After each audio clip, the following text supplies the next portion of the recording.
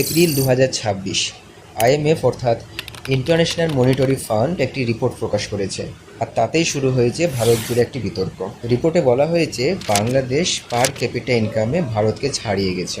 আইএমএফের April 2026 report বলছে বাংলাদেশের পার capital income $2,911, অন্যদিকে ভারতের হচ্ছে $2,812। এবার প্রশ্ন হতে পারে যে পার ক্যাপিটা ইনকাম জিনিসটা কি।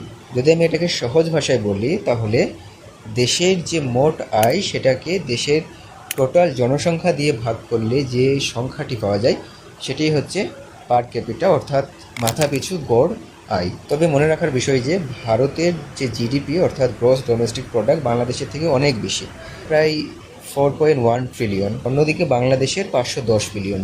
যাই হোক, বাংলাদেশের মতো একটি ছোট দেশ তাদের সীমিত সম্পদ নিয়ে তাদের গার্মেন্টস, রেমিটেন্স আর কোটি কোটি পরিশ্রমী মানুষের শক্তিতে ধীরে ধীরে নিজের জায়গা করে নিচ্ছে।